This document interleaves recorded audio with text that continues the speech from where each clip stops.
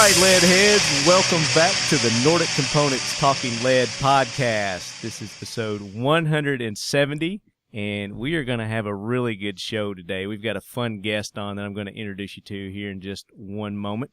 But first, I want to thank our good buddy Andrew from last week, being on the show last week, and helping us with the AK information. Andrew, like I said, is an encyclopedia of firearms. He knows just about anything to know. So he and I are going to be headed down to the Iraq Veteran 888-888-888-888 annual YouTube Range Day down in Georgia. So as you guys are listening to this, Andrew and I will be popping off many rounds of many different calibers of guns. So we're going to be having a good time. We'll have an interview with several of the people that are going to be down there, videos, all kinds of good things. And then I'm headed straight down to Daytona to the Big 3 East event, and there's going to be more fun times, shooting guns, interviewing gun companies, gun people, manufacturers, all kinds of cool. I don't know who all is going to be at the Big 3 yet, but I'm going to make sure that I get some interviews that I didn't get last time. So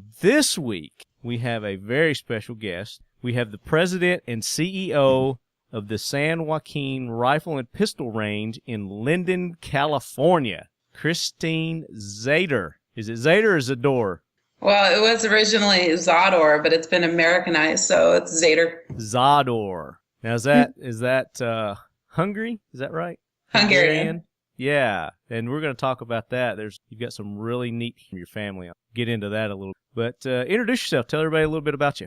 Well, I grew up out on the shooting range. My parents took it over from the county in '79, and I was a target setter and watched my parents run this place for many years, and never anticipated that this is what I would be doing, with my life. But here I am, still running the range and keeping it in the family. So yeah, so you were born on that range, weren't you? Pretty much. I was born in Lodi technically, but I've lived the majority of my life on this facility, on this property. So the county just kind of turned it over to them to take over, and right. So from my understanding is that my dad, when he purchased the land, he knew that this was going to be the shooting range, and he was interested in firearms just based off of what he had went through during his childhood. Right. And so when he took the property over and purchased it, they said just keep it as a shooting range, continue to run it, because it was originally a county range. It's on a landfill, so a closed site. Mm-hmm. So we do still work with the county, make sure that we keep the property the way that it needs to be, because it is a landfill. But so they took it over and then just kind of expanded it, grew it, improved it, and then here I am now. And the cool thing about this is that it's in California. That you got a successful gun range in California. How's the Linden area as far as firearms and the Second Amendment? Is it pretty welcome there in that area of California? I don't feel a lot of resistance in Linden. Linden isn't that large, but we have a lot of farmers out here. I'm surrounded by crops. So most of your farmers are supportive. They shoot themselves. They have their own property, so they don't necessarily need to come to a gun themselves? That's competitive farming right there. they shoot as well. I got you. But they have their own property, so we don't see them as often, as we do the people who live in town. Right. Yeah. What kind of crops are they growing out there? We've got cherries and almonds and onions and peaches and walnuts and tomatoes. You name it, we have it. That's awesome. Grapes. Yeah. The cool thing about this is, knowing a little bit about your father, what he's famous for, what he's known for, I just find it odd that he would open up a gun range, So when my dad was young, he grew up in Hungary right next to the Budapest River. So he experienced what was going on during that time, but he would find firearms laying on the ground. And he would pick them up and he'd take them back to his apartment. And so his mom... He would just find them laying on the ground? Yes, he would scoop them up all over the place, whether they be, disabled firearms or stuff that's left behind. He would grab it. So this take is it up like to his, pre-World War, what, 1 or 2 for him? well, this is when the Soviets invaded and in Hungary. So they were. Was it during when they were revolting? Yeah, so so the Nazis were World War II when the Nazis came in, and then the Revolutionary War. Andrew and I were talking last week about just being able to go around and pick up guns. How the government says, you can go to some of these countries, there's just guns laying around everywhere, and you just pick them up. Right. So they were looking for Jews in apartments for the Hungarians who was housing the Jews. So my dad would find soldiers' firearms laying around. Because there was a war going on. He witnessed Jews with the Yellow Star being shot into the Budapest River. He doesn't talk about this stuff a lot. It took a lot of effort. Most of the information that I got from him about what he experienced came through interviews, the very few interviews he did with people, such as with Freedom's Fury, which is the we're gonna talk about that. That's a documentary that Quentin Tarantino, a Tennessee native, did. And Lucy Liu, they co-produced. Yep. Yeah. They co-produced that. So he would take those parts of the firearms and he would get to know them, and he manipulated them quite a bit. And when the Germans would come upstairs and he would watch them one after another come through the hallway to the stairwell, he would tie a fish line to the trigger guard and he would lower it down the bathroom window to their apartments. And then he would run out and stand next to his mom as the Germans came in, and they would search the apartment to see if they were hiding any Jews there. And then as soon as they went out, he'd wait until they did all the rest of their clearing and then watch them, as right before they went out, he would pull the firearm back up into the bathroom and then put it back in its hiding place. So he at a young age had a very strong interest in firearms. So he naturally probably more so for just self-preservance and to protect his. It could very well be. Yeah. I mean, I would assume that's what he did. He was, but he was only 10 years old. But at that time, and like I said, my dad, it was very difficult to discuss this stuff with him. He was very humble. Didn't want to talk about it much. Not at all. Yeah. So, I mean, Sports Illustrated, there's so many different news reporting companies and magazines and what have you reaching out to him to hear his story. And he wouldn't do it except for this documentary. He said, that is the last one I'm going to do. And that was done in, 2006? Yes, 2006. So Freedom's Fury, he was able to actually go back to Hungary for this documentary and meet some of the Soviets that they played against during this game, it had a huge impact on him. I think it was really a great experience for him to go and meet these people. And for our listeners, her dad, can we say his name, who he is? Are you okay with that? Yes, that's it. Yeah. It's Ervin Zador. Zador, yes. Zador. Ervin Zador. And what she's talking about now is during the Summer Olympics, 1956 Summer Olympics that were in Australia. After Russia came in and basically saved Hungary, I guess, from the Germans, ran the Germans out. They basically, it's like jumping out of the frying pan into the fire. They were treated just as bad or horribly by the Russians. And this Summer Olympics water polo event, and if I'm saying something wrong, let me know. Correct me if I'm her dad was on the water polo team for Hungary. And Hungary and Russia were matched up in this event. I'll let you take it. So they were in the semifinal round, and Hungary needed to win this in order to get into the final game. Well, the score was up 4-0, I believe. Mm-hmm. And my dad Hungary was up 4-0 over Russia. They were beating the snot out of them. My dad he was one of the best players. So I've heard my dad say it twice. One time I was actually pretending to sleep in the back of the car going to a swim meet, and he was talking to another coach. But he said that he felt as though the Soviets sent in one of their players specifically to take my dad out of the game because he was considered to be one of the best players on the team, if not the best, because he had a high scoring statistics for the Olympic Games. Right. So kind of like hockey. Yep. Where they go in and take out people in hockey. So the Soviet came in, and it was just a really heated match anyways, but he went in there and he came out of the water below his belly button and just came up really big and hit him in the face, and it just crushed over his right eye.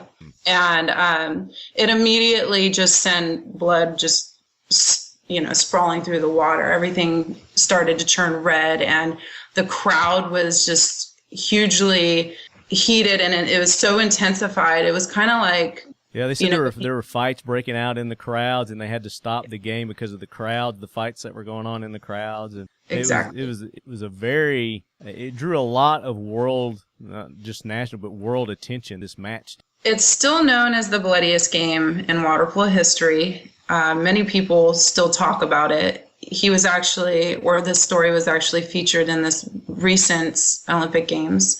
But yeah, it was just very politicized. Yeah. And it represented a lot. So the picture of the ref walking my dad out of the pool area with the blood coming down all the way down his body, that found itself on the cover of Time magazine, and it just became kind of iconic. Do you have that issue? I have the pictures of it. I don't have the original issue. Oh man, that would be cool to find that. My brother has it, actually. Oh, he does have the original? Somebody found it for him and gifted it to him, and he won't give it to me. All right, Leadheads, we've got a mission. Do you know what year that was? Was it in 1956? That's correct. Okay, so find the 1956 issue of Time where Christine's father is on the cover. Zador? Zador. Z-A-D-O-R. Ervin Zador. Ervin Zador. I'm going to screw that up like a... That's all right. But if anybody comes across that, shoot me an email, talkinglead@gmail.com, or hit us up on our Facebook page and let us know that you found that. Oh my gosh, that would be amazing. That would be awesome. So that's my surprise as to why, because I knew from the stories I've heard in the past about your father, he was an Olympic water polo player. What are they called? Water poloist? Yeah, water polo player. Water polo player. Okay. So to hear this story about him, and that he owns this range, pretty much raised his family on this gun range, this firing range in California, no less. Of course, back in those days, California wasn't the California that it is today. Exactly. A little more conservative and 2A friendly, and it was very 2A back very. I remember it was everybody. There was never any resistance to having a firearm. I mean, of course, I was growing up in the middle of it on a shooting range, but I mean, we would just travel to different ranges and do these silhouette matches or just shoot. I just never. Just to think of when it all changed. I can't even remember what year it was, but it happened very quickly, I guess. Ooh. Let me go back here. Let's rewind. There was a point where my parents, they had the facility. It was running so successfully. This place was gorgeous. I mean, it was just top of the line. And they were running these silhouette matches regularly. My mom was hunting all the time, bringing back her dairy elk, all that. Well, it got to the point where we actually...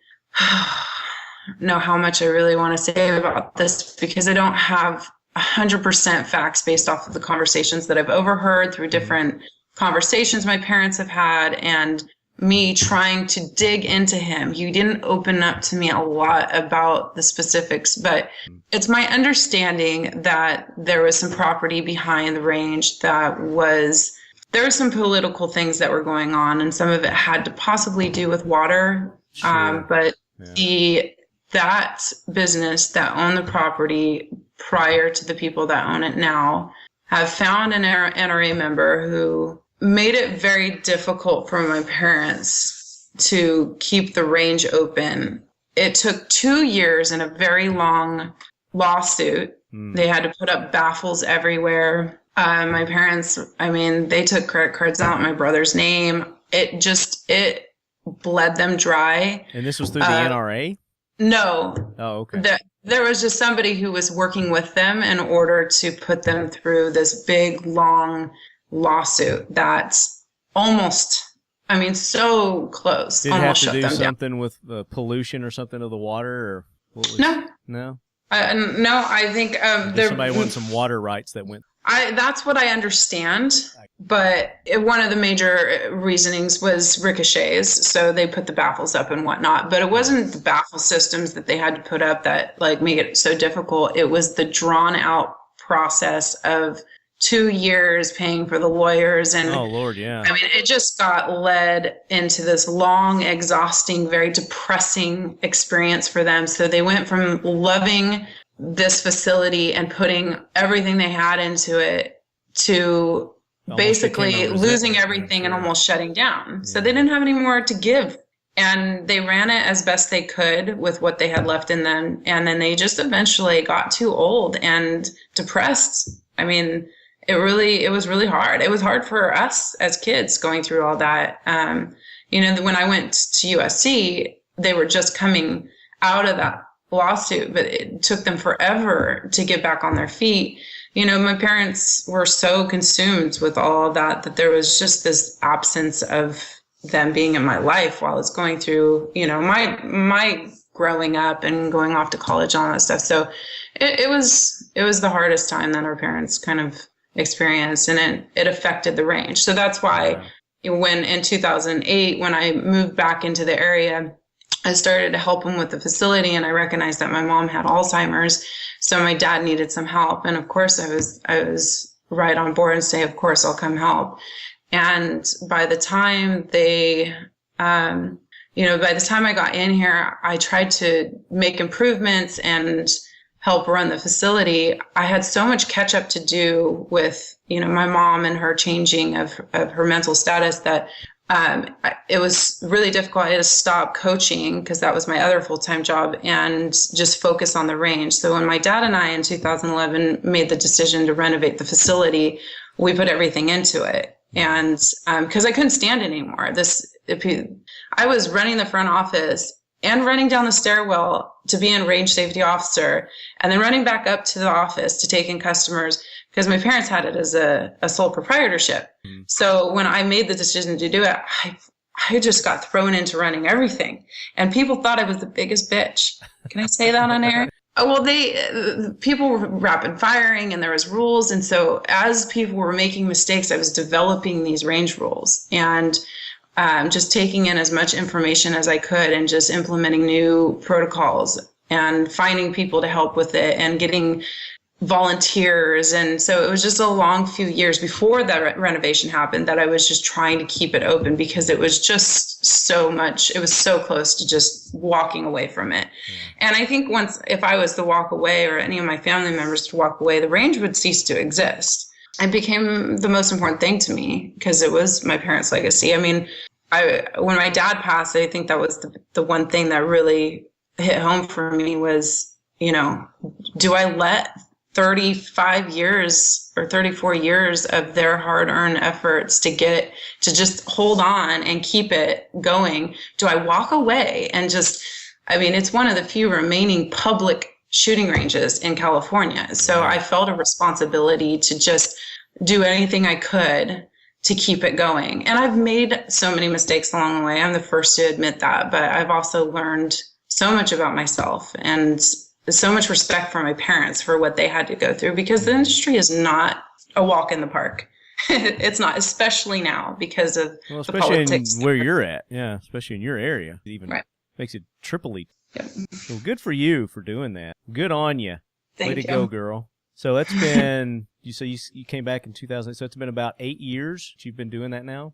Yes, I mean, it was half-assed in 2000. It was 2003 that I moved back. I took a short break after college, and then I came back to the area, and I started running an aquatics program that my dad had, and then also the shooting range. So I was doing both. And my dad was such a hard ass. I mean, I never worked hard enough. I would put 60 hours, 80 hours at least a week, opening up the swim pool at 4 a.m. and then coming back to the range and trying to run the range and then going back to coach again, or depending on what time of the season. I mean, he and I were running 2 businesses at the same time. So I finally told him, it was about 2010. I'm like, you got to just, I have to commit to one. So we ran the range we just did the best that we could with what we had as a sole proprietorship. Just made it work, kept it going. Yep. And there's a lot of people who would say at some point it was the Wild West out here. People kind of did what they wanted. They absolutely disrespected the facility. And I mean, why not? Because it didn't look good. They just didn't have the fight in them anymore to keep up with 20 acres of property maintenance. Were they getting any flack from the county at that point? I mean, yeah, there have been a lot of different moments of being kicked in the ass by the county. I mean, my dad had made some decisions that he didn't know what the consequences would be when he thought he was helping somebody out. And then he ended up having to pay royally for it in the aftermath. And so I was there kind of going through all the improvements that needed to be done in order to even get us onto the level playing field of, okay, now we can really push to go forward because we've covered up all these, bad decisions that kind of just came about. There's so much that has gone on. I mean, it's really hard without doing a full timeline to just pinpoint all the different things that have happened on this property. There's a certain type of energy that exists out here, and people talk about it. I have customers or staff members who say, oh yeah, I used to shoot out here when I was 11 years old and, got ran down and been here in so long. And now they come back and they're like, wow, this place has just changed so much from what it was. And they just, well, that's cool that you have people that are still around that shot there. I love it. One of the biggest problems about running the range is that there's so much to do when you have a business in California, or any business. And so I get stuck in the back office a lot. Half the time, people don't even know that I exist. They think one of my range safety officers or one of the girls that run the front office, they own the range. People constantly think that because at first, I was the only person anybody would ever see. But once it got renovated and when my dad passed and I turned it to corporation and hired a staff, I got stuck in the back doing so much of just trying to keep it going. So I don't know. I love getting out there because I get to hear stories from patrons who say, your dad mentored me, or this is his gun. He built this. I mean, I get so many people who say and I say, when you're ready to let that gun go, let me have it. Let me know first. And they'll say, oh, I'm never letting this go. You're like, come on, dude. That's the type of guns he built. I mean, now, your dad was a gunsmith also. That's not something that we've talked about either. Self-taught gunsmith? I would assume, from the stories of what you're telling me in his youth, he's hands-on learned how to do that stuff. He's brilliant. I mean, anybody could walk into his office and ask him a question, and it depended on if he liked you or not, actually. He was a particular personality and a very dry Hungarian humor, but if he liked you, he could spit anything that you needed. He would help you to get what you needed in order to accomplish what you were after. And it was just amazing because he just knew everything about it. He was relentless on getting the information he needed because he was there doing it with everybody. Right. And that's how I function as well. I mean, without this competition and me actually wanting to do the American Marksman competition, I had no interest in firearms. I didn't want it. I ran the range. That was what I did, but you could barely get me out to shoot. My staff would ask me, hey, you want to come out and shoot? And I'd be like, no, I got this stuff to work on. Or I'd have friends over and they'll all go out to shoot and they say, are you going to come out with us? I was like, no, I got to watch the steak. I got to work. or I got to work, Steak. Yeah. That's like a plumber. They've got the leakiest faucet. Gun range owner, they don't ever get time to go out and shoot. And that's what people say. If I owned a range, and there are millions of people who know how to run this business better than me, and I hear about it all the time, but they all think, well, you live and run a shooting range. You must shoot all the time. And I was like, actually, no, I don't shoot at all. I mean, but now, I mean, not now. I spend hours and hours on the range putting lots of ammo downrange. So it's not the same ever since I got involved with the competition. But without me experiencing these competitions, Snake River team never quit ammo. Exactly. Yeah. Well, that's going to be a blessing for us, because it's. Yeah, so you guys are a part of VFOB now, the Veteran Family of Brands, or Forward Operating Base. I'm a sponsored range, so I'm not actually one of the distributors because I don't build anything, but I'm going to be a range where you guys come. I'll have VFOB products in the front. I'll have a whole section just for them, and it's just basically going to be, have events out here, get their products out and stuff. So it's still very premature. Like we're still developing that. And you guys, speaking of events, you've got a very cool event coming up that it'll be this month, October, actually on Halloween, right? The weekend before. We're going to talk about that a little bit later. But I hear that Jackwagon train rolling in right now. So, Gunny, bring that Jackwagon train in. Hoorah, Semper Fi, do or die, hold 'em high at 8th and I. It is time for the Talking Lead Jackwagon of the Week, so brace yourself, baby. All right, guys, so the train has stationed, and we've got several Jackwagons that we're going to be putting on the train this week. All right, and I am going to let ladies go first. Our guests go first. So, Christine, who's your Jackwagon this week? This week, for me, Hillary Clinton is on the Jackwagon train. For 2 reasons. Well, for 2 more reasons. She has earned a permanent seat on our Jackwagon train, so she's like permanently affixed, but this just solidifies her seat on the Jackwagon train. She makes it so easy. Yeah, she is. She's just a natural for the Jackwagon train. So what are your reasons for? Okay, so the first reason. I was going to say something nasty about her, but Miss Clinton. Okay, so during the recent debate, she was talking about re-implementing the assault weapons ban that her husband implemented in 1992. Mm-hmm. So according to the updated assessment of the federal assault weapons ban, impacts on gun market and gun violence, which dates from 94 to 2003. The assault weapons ban virtually had no impact on violent crimes committed with sporting rifles. There was an estimated 80 million AR-style weapons in the U.S. Crimes committed with ARs proved to be less than a fraction of a percent. Mm-hmm. So basically, there's no data that supports the ban was even effective. With the lack of data collected and the fact that assault-style weapons accounted for less than 2% of all firearms-related traces and charges, why re-implement the ban?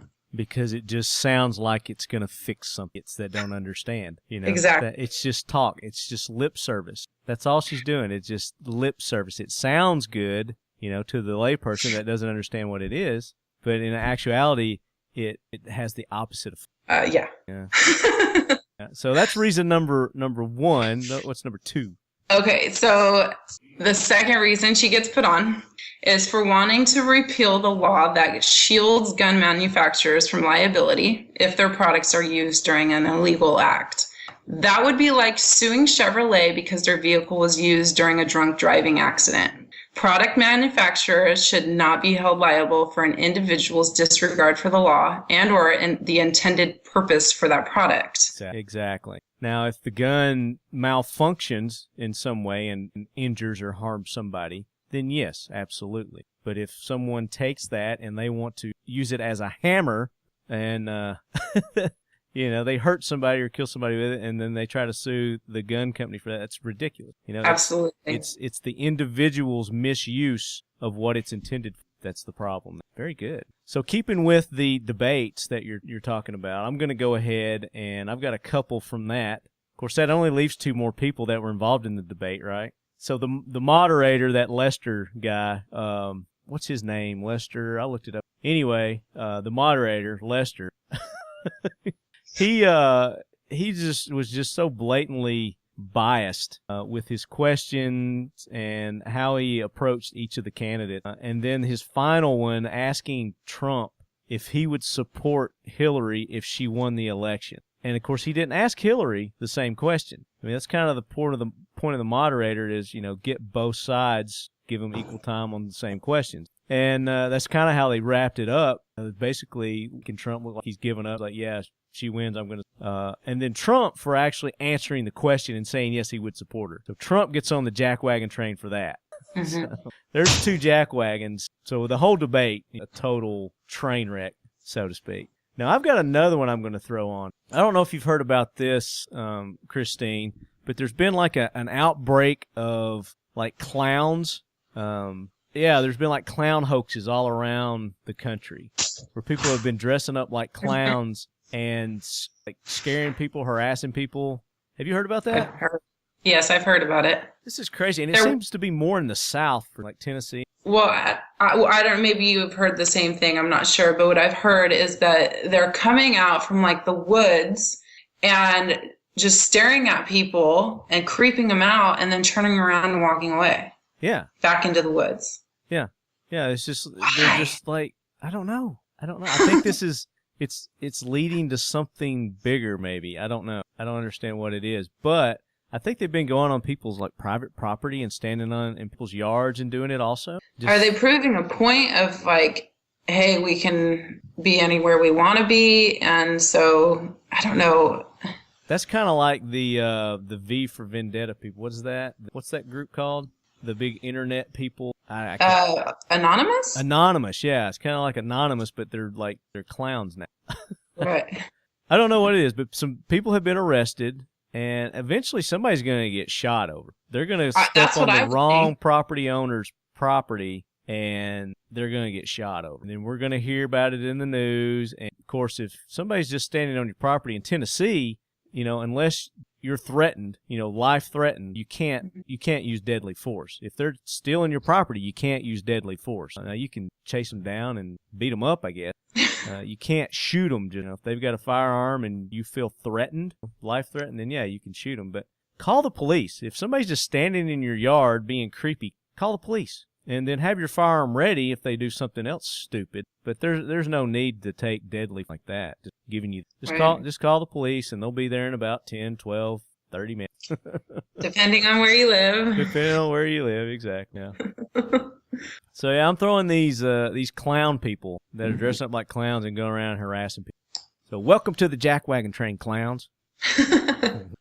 Nordic Components is an American-owned manufacturing company proud to produce quality products right here in the USA. As a company, we continually invest in our manufacturing capabilities to ensure that all of our products are the highest quality and most efficiently produced parts available.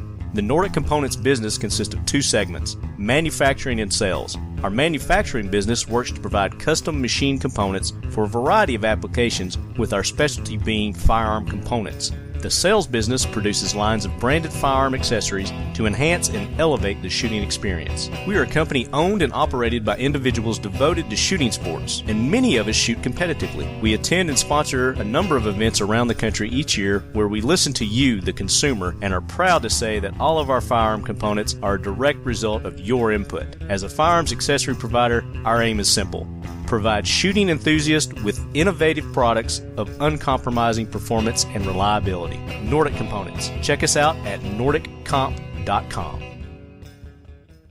All right, so we want to learn more about you, Christine. Oh gosh. Got a little bit of history about the range and how the range came to be, and you're with the range. We want to learn more about you. So, what's your earliest recollection of getting involved with firearms? Your first firearm? I'm sure your dad took you out shooting. Yeah, I remember, my childhood was pretty awesome. I got, my parents didn't allow TV really, so we were making forts and riding quads. And so pretty much pellet guns, air rifles, that's what I got introduced to when I was young. I was a target setter for the silhouette matches. I didn't shoot them, but I was around them a lot. Mm-hmm. So after they get done shooting, you'd go set the targets back up. Exactly. Kind of like in a tennis match when they play tennis and you got the ball retrievers on each side of the... Exactly. Except there's bullets involved with this. Right. We hid behind the berms that they were shooting into. You hid behind the berms they were shooting into? Yeah. We had lowered pits with a shack that was behind the berm.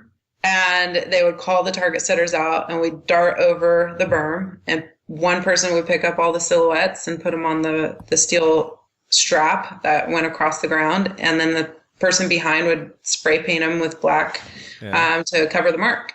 So what did you guys do in between shoots while you're behind the berms? You had to know, do something to kill the time. Kids are kids. So what, did y'all have a game set up back there or something? What'd you do? there was lots of games. I think the older kids were flirting with each other, and the younger kids were just being obnoxious. It was the best job, though. Like, everybody wanted it. They paid $50 for the whole day. It was a lot of money. Heck back then. Back in the 80s? Yeah.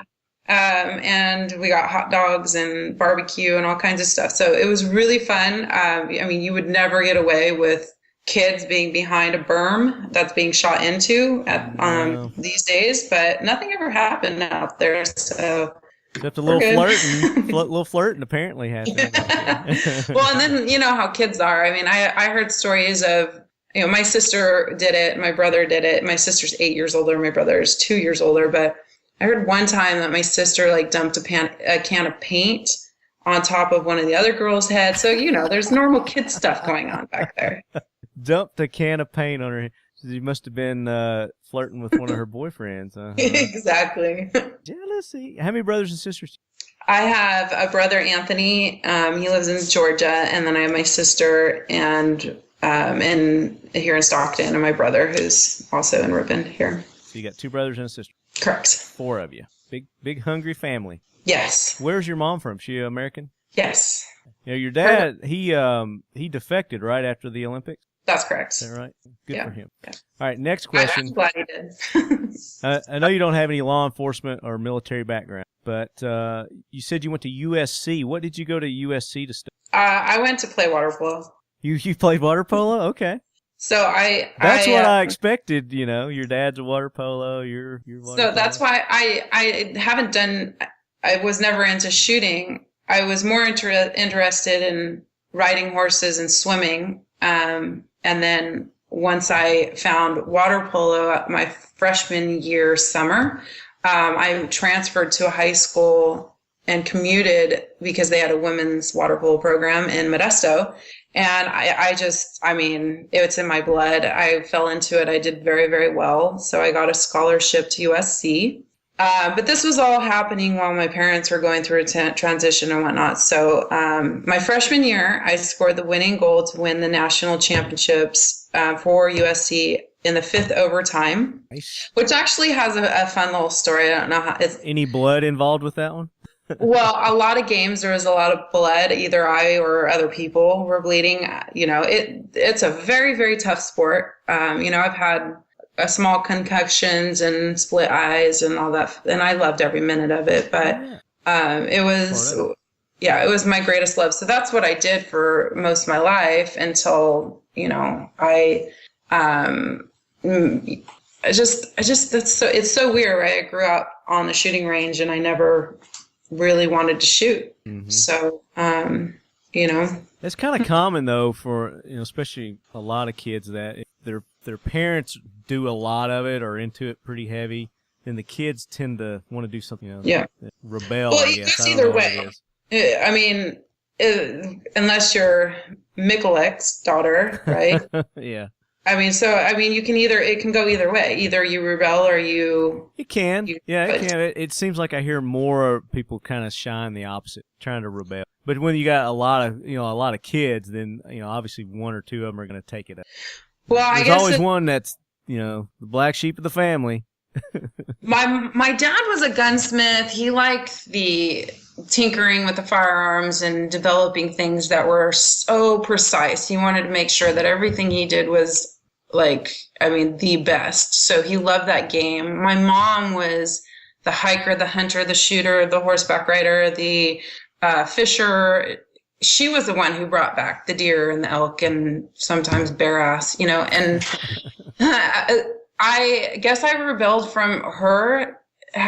She was so good. I remember they would talk about how my dad and their friends would go to shooting competitions, and my dad would compete along with their friends, and my mom would always win. So my mom was a really successful shooter. She from what I understand, she had won some championships. I don't know the specifics on that, but this is what I understand from people that I cross paths with. And I just knew that she was really good. And for some reason, I never was told about these championships. But my dad was a water polo player, so I didn't rebel from water polo. That gift that was given to me, that was the other half of my dad's life. He spent his weekends at swim meets while my mom ran the range. Everybody thought my dad ran this range, but really my mom she held it down. Like, she did everything. And my dad threw that back in my face when I was overwhelmed and trying to run this place. He'd say, your mom did it back then and she didn't need any help. And I'm like, good golly. How am I supposed to live up to that? But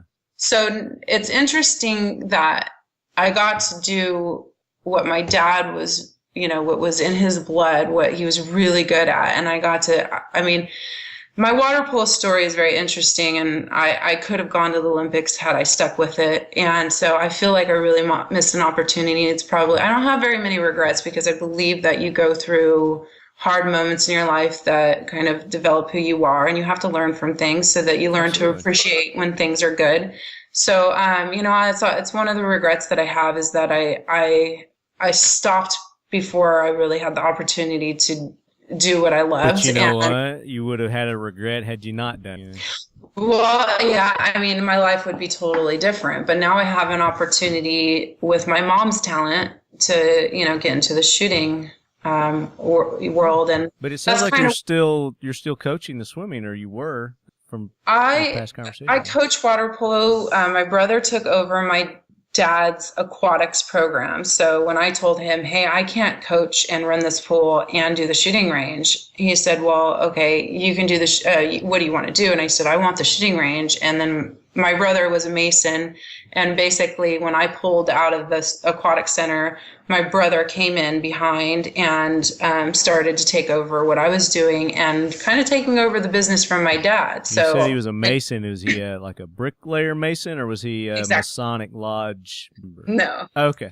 Bricklayer. Because I'm a mason. Oh, okay. Yeah, but not a bricklayer mason.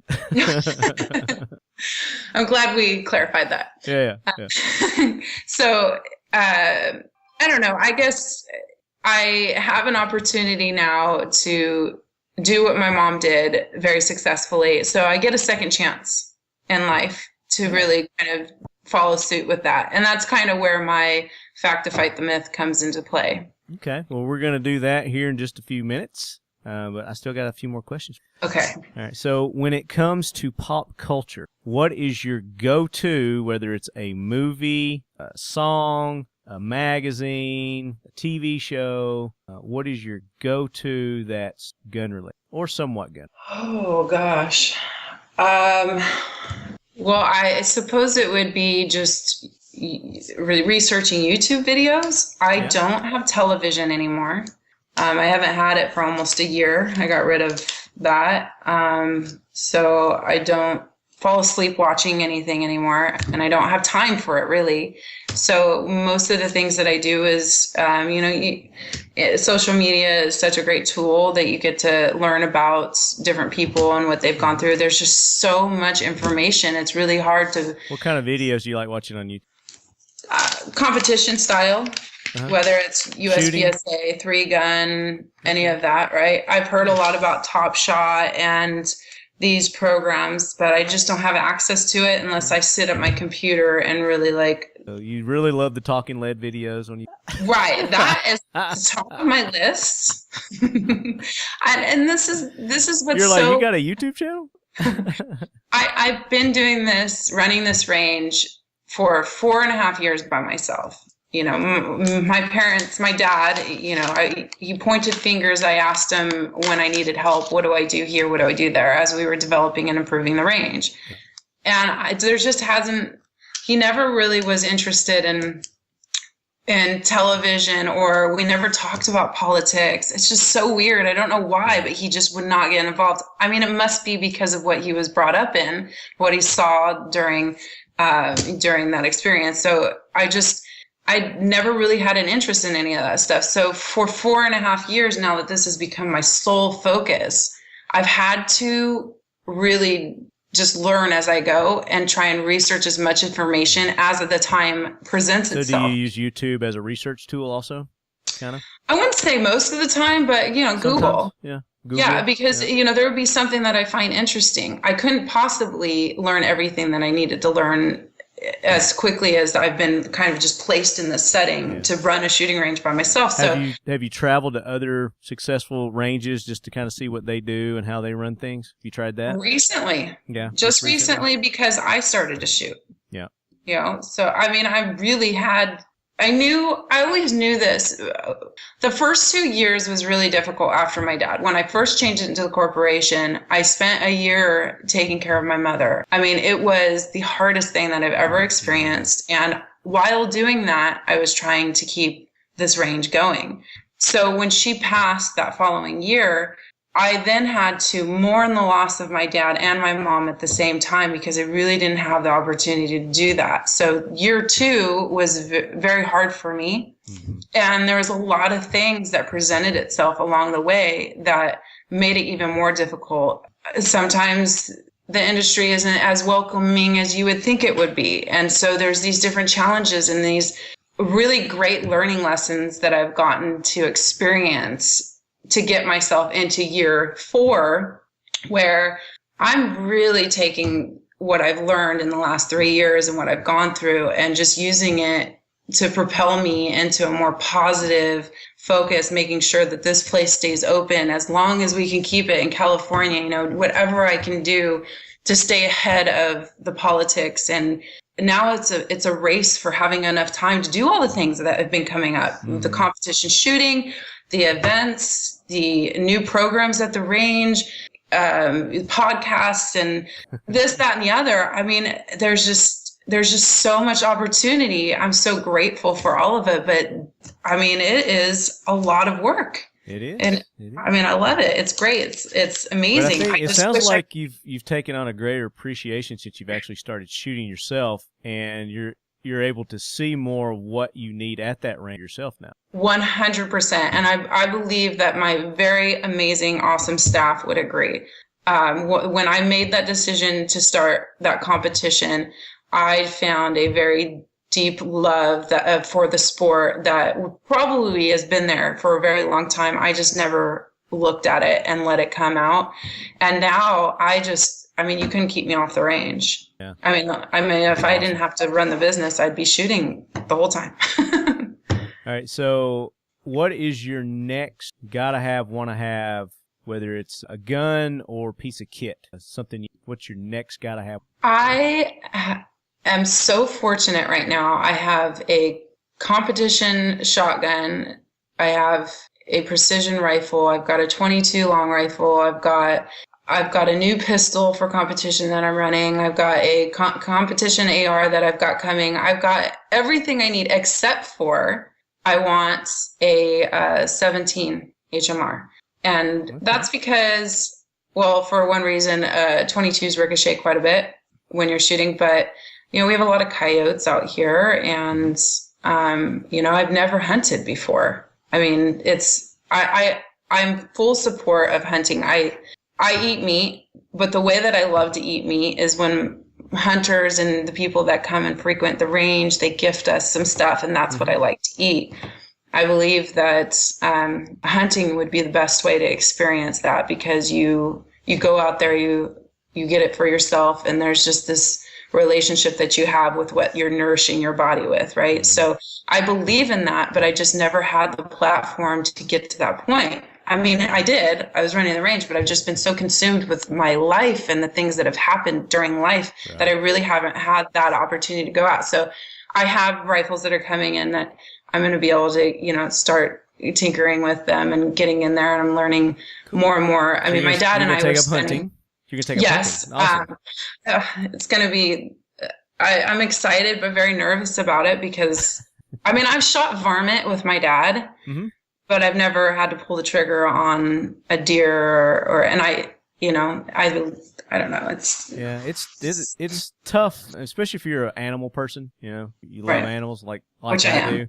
And then there's always the whole side of And then, of course, shooting coyotes because they're just varmint. well, they're a problem, and especially in our area where there's a lot of crops, and they're an issue. But I mean, especially when you're purchasing meat at a grocery store. I mean, those animals they smell death, and that creates a chemical release in their body. So as humans, we ingest that, and it actually can start to change your DNA. So when you're out hunting and you're going through that and you're taking a life, and I mean, they're in their natural habitat. So it's not, I mean, I probably should do a little bit more research on the specifics of all that. But from what I understand and what I've learned from it is that there's just a difference in the quality of meat that you're putting into your body, because you only get your body once, you know?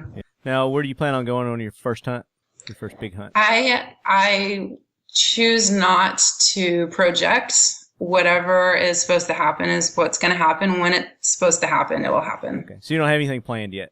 Gotcha. Now, laws be damned, money be damned. What would you like to put in arsenal? Gun or kit or vehicle?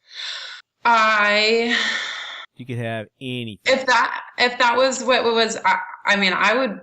Do I have to talk about a firearm? Because I mean, really, I would put everything into this wide open shooting range. Yeah. I would put so much. Just have the world's best, most badass shooting range. That's cool. For the amount of land that I have, with the way that it's set up, I have a vision for it, and it's like a playground for me. It's a never-ending opportunity to just paint the picture that I want. But if money wasn't an issue and politics weren't an issue, I would turn this into such an amazing experience for somebody. I mean, you would come out. I mean, you would be able to shoot, and I have this huge pool because my dad used to run swim lessons in. I would put in a natural swimming pond. I would have the patio just laid out with a deli on site that would be focused on nutrition. Uh-huh.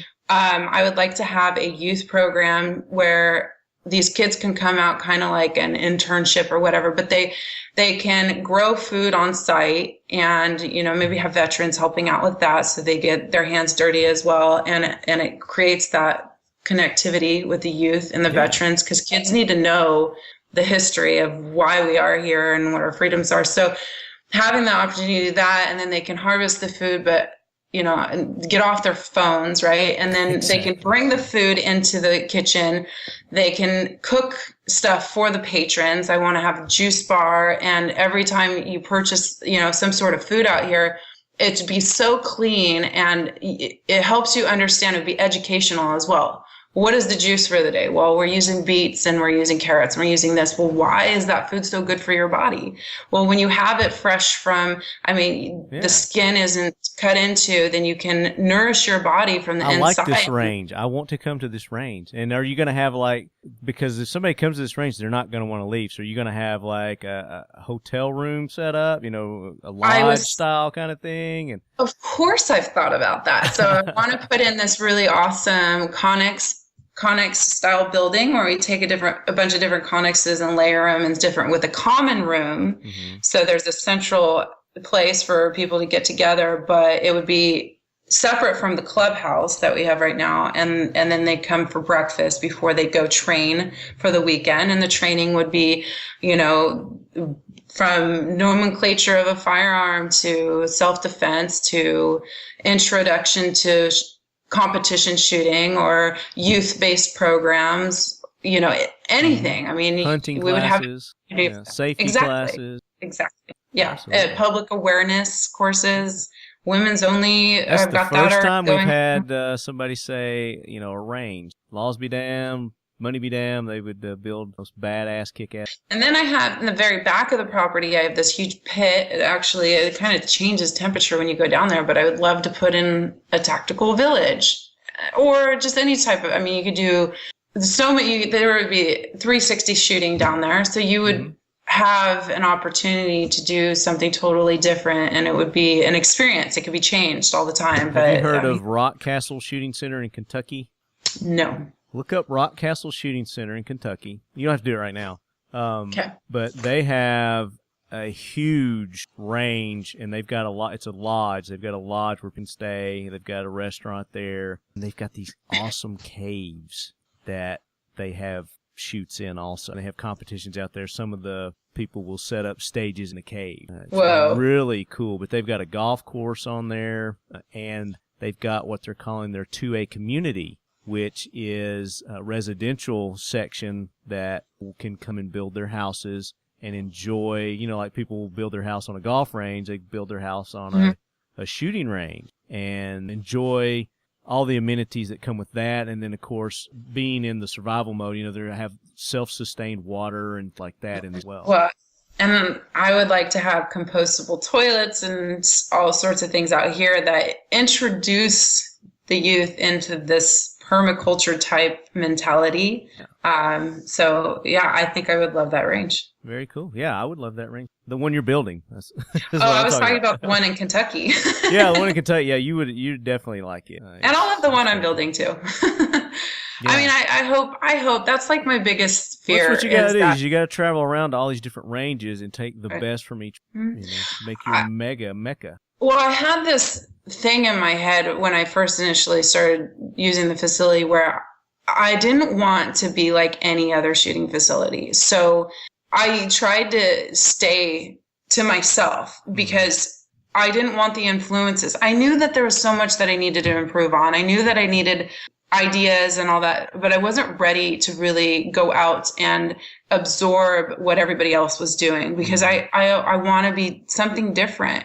Exactly. And so that's the same mentality that I used when I started this show, this podcast. Is I'd never heard a podcast. My partner and I started this. He's like, "Hey man, let's start a podcast." And I said, "Oh, cool. What the podcast? I don't know what that is." So, and I haven't listened to another podcast since I've been doing this. It'll be 4 years this December. Is because I want to keep it original. I don't want people to think that I'm stealing from this guy or that guy, or I'm trying to emulate this person. There's no way I could do it because I don't listen to it. Now, I have recently just started listening to some podcasts, but I don't listen to firearms podcasts. I listen to more of pop culture type things, movies related, politics. Dana Lash, are you familiar with Dana Lash? She's got a great political show. It's called The Dana Show. She's very interesting. But, yeah, so I didn't mean to interrupt you there, but I know exactly what you're saying. Yeah, I'm with I think you. that you and I are right here. Right here. We're connected. Yeah, we're connected. I see you. But what I want to talk about is we've not really talked about the range. So tell us about your range. What all do you have there? Tell us about your facilities. So it's an outdoor public shooting range. I've got 7.5, 15, 25-yard pistol, then a 25-yard 22 long rifle or shotgun for paper targets only, then a 50-yard rifle, 100-yard rifle, and the 200-yard. So the 200-yard, I put in 3 separate stalls so that I can bring in competition shooting in one direction. I would have to shoot, obviously. I would have to close down the 200-yard in order to use those stalls. And then I have 2 other ranges that are for private firearm courses. So, and then I have a clubhouse in the center where people come in, and I get a lot of compliments on the way that the range is set up. Well, I didn't really have any options because that's what was given to me, right? But people come from the Bay Area because when they're really into the precision rifle stuff, the direction and the wind and the way that the sun rises and falls, it all matters to them. So people come and drive quite a ways just because they like the way that their guns shoot on this range. And I love that about this place. But I think what makes us so special, and it took us some time to get here, but the staff, we're constantly improving how we can make this range better. And the number one way is just by making sure that everybody is 100% safe, but there is a way to communicate with the patrons that come in here. It's so important for people to not just shoot once a year. It's important for them to come back consistently and practice, because that stuff goes away. If you're caring for CCW and you never shoot your gun and you think that when something actually happens, you're going to be able to defend yourself. Yeah.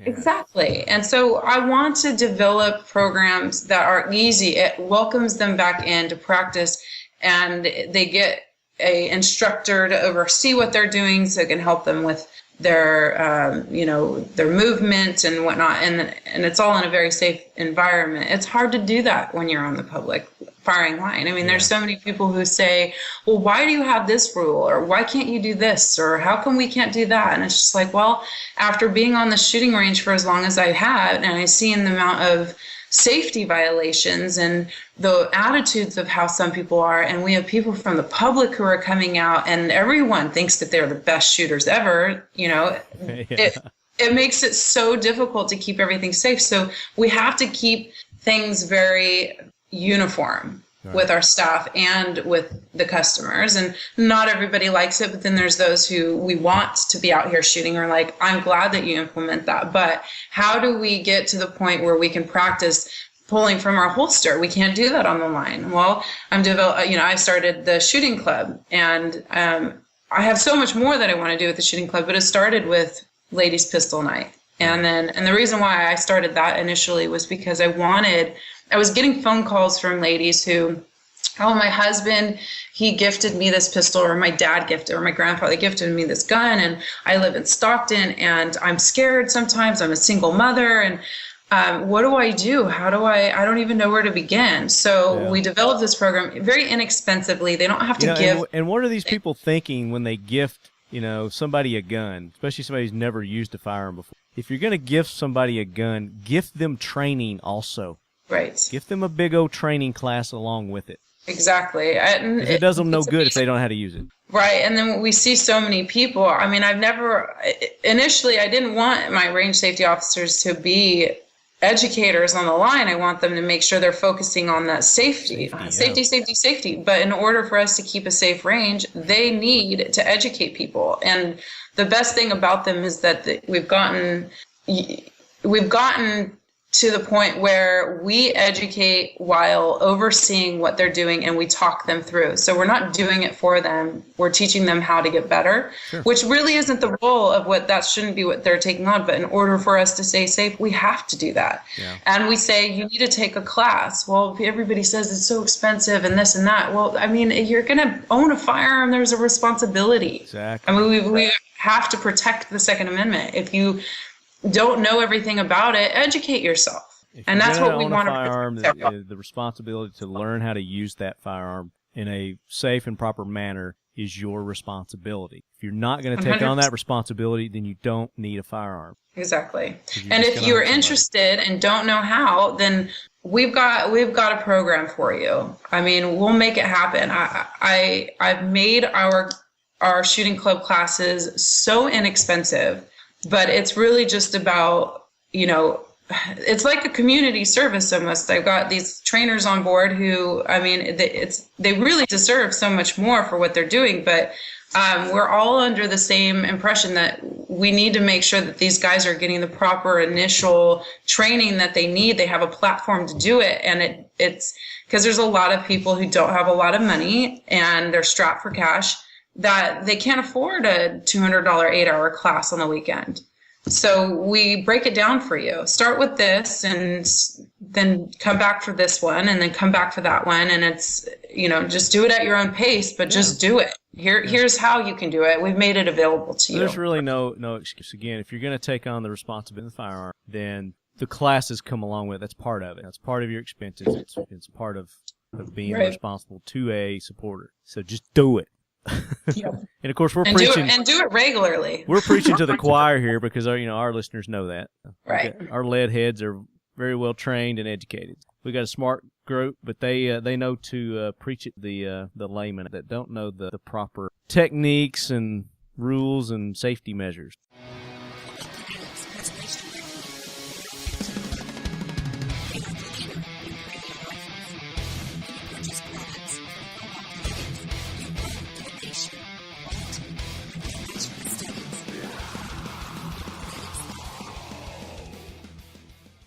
Now it is time for the Talking Lead Fact to Fight the Myths. Christine, what's our fact to fight the myth? Well, it is a common misconception that it's too late or too early to get involved with the shooting sports. And this one's fresh for me, obviously, as we've been talking about it this whole thing. It really is never too late to accomplish your goals in general. But I just started shooting 5 months ago. I grew up on the range, yes. However, I never really had an interest in the shooting, the sport of shooting. Right. So with just 4 months, I reached my goal to win my spot at the American Marksman Nationals. So most myself, congratulations. Thank you. But so most, including myself, would believe that it takes years to develop that skill or the skills necessary to compete and win a regional championship. Granted, the American Marksman is an amateur competition, but there were some really talented shooters that made their way into nationals as well. I mean, I've seen some of them through social media and shooting against them. They're the difference between, you know, a pro and amateur. I mean, American Marksman really laid it out. You really had to be at the top of those, but you could be a competitive shooter to be a part of this competition. So, you know, I definitely was very nervous about being able to do it. I mean, I watched so many women in the shooting sport and they're just so amazing. And so my concern was, you know, I'm too old to get started in this. Well, I enjoyed the experience. I got a coach and he just made it so fun for me that I didn't want to stop and I was just going to do the best that I could do. So, once I set the goal with the focus and follow through, and most importantly, just the ability to believe in myself. I mean, we can really accomplish anything. So it doesn't matter your age, your race, or your gender. So now that I have the opportunity to compete at nationals, and the only way that I can lose is if I do not properly prepare myself and give 100%, regardless if I take the title. I run a business, I coach, I find time for my friends and family and for myself, but I prioritize and give what I have available to that competition. And no matter what the outcome is, I have to be proud of what I accomplish because I give 100% of what I have available. And for me, I get to go to this really awesome competition and possibly take home $50,000, but compete against a bunch of other amazing people who, I mean, we had to shoot 5 different firearms and 5 different courses of fire. I mean, that's a lot to learn in such a short period of time, but it wasn't too late for me at the age of 36. And it wasn't too early for Kyle Holsey, who earned his spot to go to nationals at the age of 15. His dad is a hobby RSO on my facility, and Kyle started training with us along with a group of other people who competed at regionals from my facility, and he beat out all the other youth, and now he's going as well. So it's just never too late or never too early. There you go. Good fact to fight the myth. I like that. Thanks. Yeah. So maybe I'll start. Is that too late? Is that too late to start? I don't think it's too late because, I mean, what competition are you going for? I'm not going for anything right now. I'm not going to do anything until I get my Cadillac out of my eye.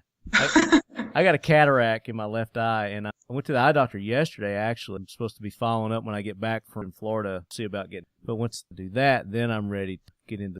I've never done it, but like I said, I have a shotgun. I have my pistol already. And I want to do long range, too. Huh? I said, and I want to do long range, too. I love long range shooting. A few weekends ago, I was able to experience some long range just with 22. Mm-hmm. And it was an amazing competition. It was so much fun. I mean, we were shooting all kinds of different targets, and everybody shoots from one line, laying prone. There was one movement with the 22 long rifle, but I am very excited to bring that competition to this range. If I get the opportunity, like I said, my biggest fear is that I have all this opportunity to do something amazing with this place, and I just hope that I have the time to do it. It's the biggest race I'm against. You'll find the time. If you want to do it, the time will present it. Or if California will allow me to. Well, you get the hell out of California. I mean, I would. No, don't do that. You're fighting a good fight. We need people like you there. So, definitely. Oh, this place goes. There's nothing. I mean, this property is. I could never walk away. I would always have it, So. All right. Now, what we want to do is we're going to talk about our trivia. And I got to announce the winner from episode 167 from the X-Steel Targets All right, so we had quite a few contestants on this, and question was related to a video that they had posted on their Instagram page, and you're supposed to tell us how many shots were fired and how many targets were hit. And it's real easy to hear how many targets are hit on that X-Steel target because you get a very distinct ting when you're hitting that. X-Steel targets. And the answer was 7 shots fired and 6 targets hit. And the lucky winner is, drum roll please. she's air drum rolling over there on the and the winner is Justin Allen. Justin A. from Logan City, from Weber State. Utah, okay. He's from Utah. Johnny Utah, ladies and gentlemen. All right, Justin, so you have to shoot me an email at talkingled@gmail.com or hit me up on our Facebook page under private message and give me your contact info, and I'll get that to X-Steel Targets so they can get target, steel target. Congratulations. This week, we're going to have another trivia question, and it's going to be related to the event that we were talking about earlier. Christine is going to have at the San Joaquin. Do you call it San Joaquin or do you call it the Linden? Oh man, it's been. What do you call it? It's been complicated for a while. It is the San Joaquin Rifle and Pistol Range, but people have a hard time remembering that, and they have a hard time saying Joaquin. Joaquin. So it's been coined Linden Gun Range, so that's what we put the website as. But I anticipate changing the whole name to Freedom's Fury Outdoor Recreation Shooting Complex. Okay, so the event is going to be there. and you're going to tell us about that event, right? Okay. Well, this event is brought to you with alongside the San Joaquin Rifle and Pistol Range, but from VFOB, as well as Axis and Tactical. They are helping us with the event. But it's a 2-day event. You don't have to bring your firearms out. It's $25 for the adults, $5 for the kids. And you come out and you get to shoot a bunch of different stages with different people. We have Charlie Melton come out, who's a retired veteran, and he's going to shoot some long rifle stuff. We're going to have... Which he's going to be on the show coming up in an upcoming episode, Charlie. Yeah. He is so awesome. I had the opportunity to hang out with him during the Accent event, and I'm just so glad that I got to. It was really... so many people that we met there were just amazing people with amazing stories, and it just solidified my love for the sport and the industry. But yeah, he's awesome. You'll like having him on the show. Cool.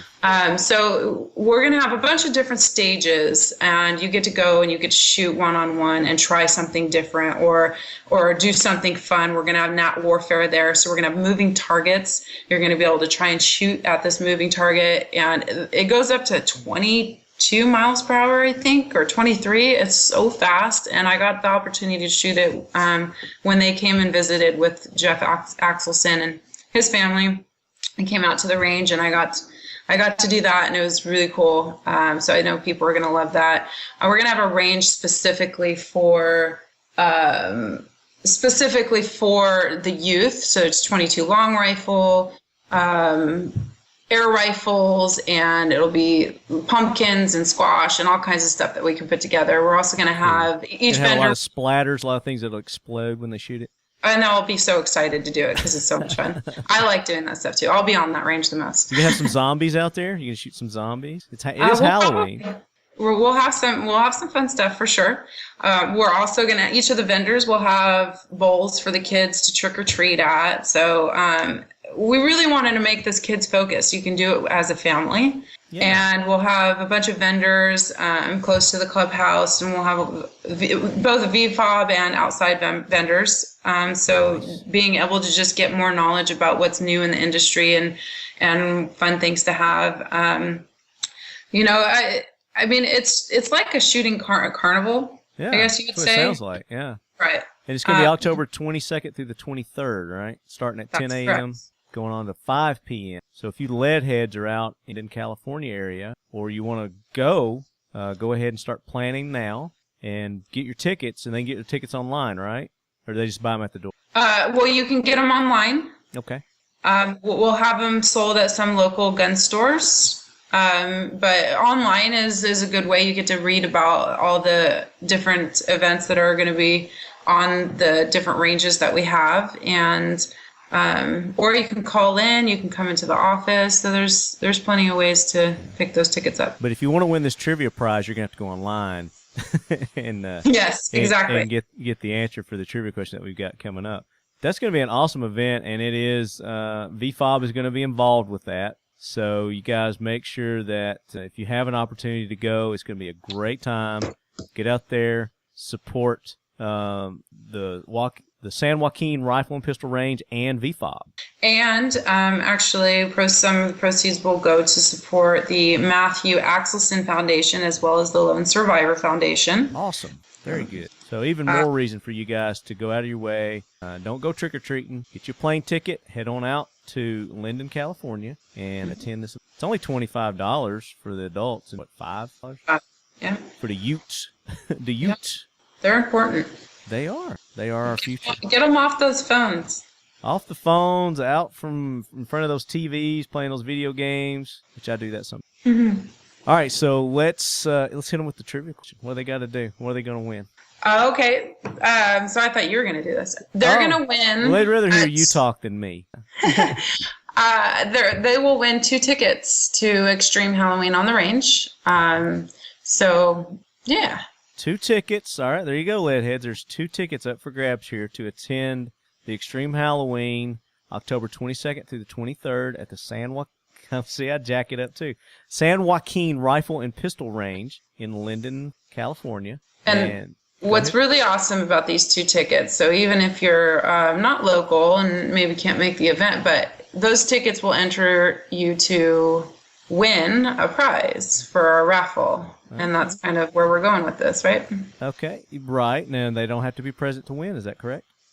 If they're lucky. No, just kidding. No, they don't have to. We'll make it work for them, for sure. Now what they can also do, Christine, is if they can't attend and they're the winner, there's no way possible that they can attend, they could donate these to a veteran in the area. And you'd help them hook them up with a local veteran, a couple of veterans there in the area, and have them attend. Absolutely. All right, so what are they going to have to do to win those 2 tickets and a possible chance of drawing? So they're going to go to the event page for the Extreme Halloween on the Range, and they're going to find out what is included with their entry into the event when they purchase a ticket for the adults. And then once you get that information, you're going to go find out what raffle item you're going to get the description of that raffle item. What are you going to win specifically when that number gets pulled for you? So very, very easy, guys. And you go to the lindengunrange.com website and find the Extreme Halloween on the Range event. And for the adult ticket, tell us what all's included with that ticket. And there's a raffle item that's going to be up for grabs. And it's a mystery, but they actually tell you somewhere on their website what it is. So you've got to find that on their website by going through their different pages there, what the actual mystery raffle item is. And you're going to have to go to where they're going to post these answers is Christine's going to post this show on their Facebook page, okay?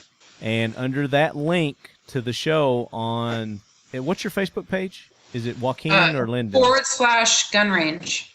Your Facebook page? It's facebook.com/gun range. Just gun range? Yeah, it's San Joaquin Rifle and Pistol Range Facebook page. Yes, but if they do, so go San Joaquin, and that's JAQUINE. JOAQUIN. Why didn't you stop me way before I was? I wanted to hear the new version because there's so many. SANJON. Nope. JOAQUIN. Gun range. No E. Gun. See, this is why we got to go to Freedom's Fury. There it is. San Joaquin Rifle and Pistol Range. So if you search that, Christine is going to have the show posted there like like we do on all our trivia questions, you'll go to the guest Facebook page, and under the post where she posts the show, put your answers there. You have to like their Facebook page also. Okay? So like the Facebook page, like the post, obviously. Listen to the show. You have to listen to the show before you even know what's going on. And then post your comments under there. And then this is coming up. Let's see how long to give them. Find a calendar. So you guys, the show that we release the week of October the 17th is when we'll announce the. Christine, we greatly appreciate you doing that with the trivia. I know there's going to be a lot of excited lead heads for that, especially when they find out what the raffle prize is. Definitely. Now, can I enter this? Am I eligible for this? If you're gonna, I'm no. not eligible. No, I'm not eligible. I wish I was. It's a If you really buy cool ticket, prize. you could buy a ticket. I could, couldn't I? Yeah. You can buy a ticket. I just can't do the trivia. Right. All right. You guys have the Facebook page. Are you on Instagram? We are. That one's under Linden Gun Range. Okay, Linden Gun Range on Instagram. San Joaquin Rifle and Pistol Range on Facebook. It's JOAQUIN. Yep. It'll pop up. And then you got your website, which is under. Then you guys have some more events coming up also. Tell us about those. Well, not so much. We have programs. We're putting all our focus into this event, and then we're planning on having a lot of different competitions and trainings and stuff that are going to be new to the range. So right now we have a shooting club, and it's just introducing a defensive carbine and a defensive shotgun program. So that'll add to our existing ladies pistol night and men's pistol night. We will be introducing an intro to competition shooting course as well. We're definitely going to bring back a plethora of NRA courses: intro to pistol, the basic pistol, personal defense inside and outside the home, shotgun, all that good stuff. We're looking into action pistol shooting, some 3-gun competition stuff, and then, of course, that 22 long range marksmanship event or competition that we want to bring here as well. So lots of new stuff to do. Oh, also, we're planning on adding some hand-to-hand defensive type things so that, if you don't want to carry a firearm, there are other avenues in order to protect yourself. And what are you allowed to do in those situations? So we want to make it just a comprehensive. Or for those people who aren't comfortable carrying a firearm, there are those people. They don't want to take on that additional responsibility of gun ownership, and that's fine. And there's a lot of people who aren't into having a firearm on their persons, but they have somebody that's close to them that does carry, or there is a firearm in the house. So having a program that at least gets them comfortable with the idea of it, gives them all the information that they need to know, being around it. So just taking some of that anxiety away if you have any. Right? Absolutely, that's and they can go to your website and sign up for these classes, or give you a call. Yeah, that's on our website. Okay. So there's the LGR Shooting Club.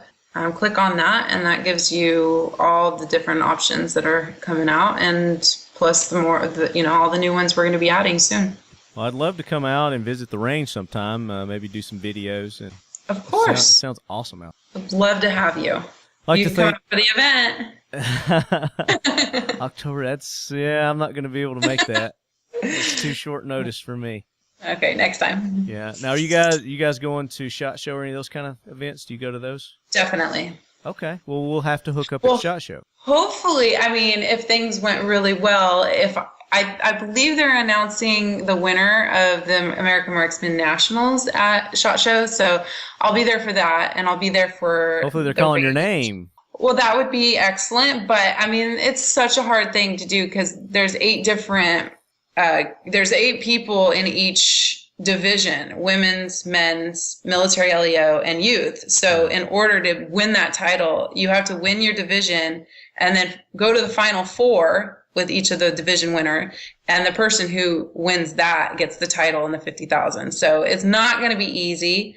I wish I had more time to dedicate to it, but when is that competition? January 6th is when we get there. So I think it's the 7th and the 8th in Talladega, Alabama at the CMT range. Really excited to see that. I saw pictures of it and it looks amazing. Yeah, that'll. So you'll be you'll be busy going from that directly to SHOT Show, because SHOT Show that next. I need to get tickets. Yeah, you need to go ahead and start booking your flight. Yeah, because oh my gosh, airfare gets crazy, and your hotel too. I know. Definitely. So many things. Well, thank you again for taking the time to be on the show.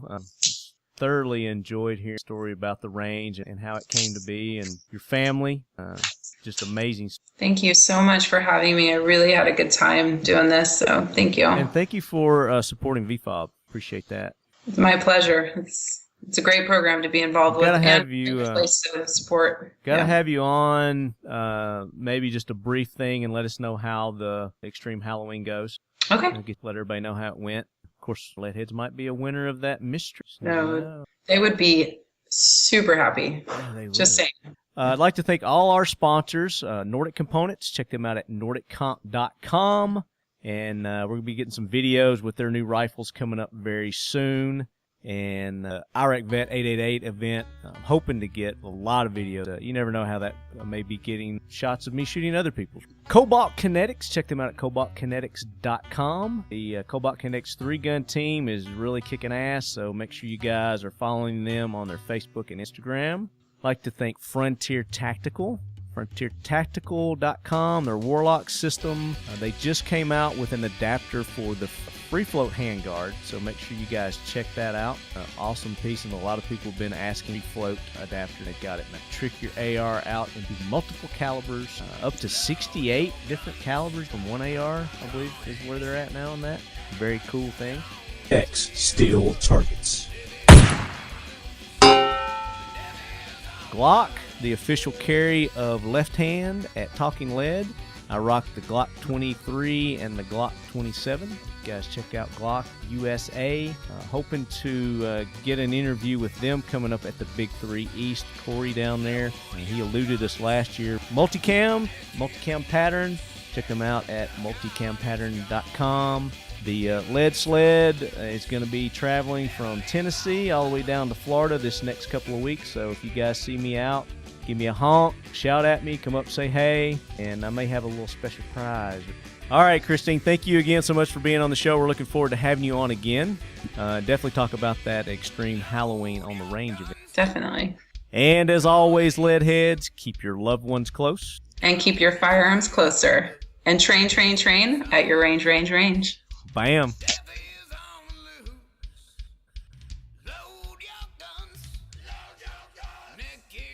Look at that. You're a one-take mofo. Are you sure? It was so cheesy. It was cheesy, wasn't it? I'm going to listen to that and be like this. Oh, God. No, you're going to go, I nailed it. Bam. Nailed it. Drops the mic.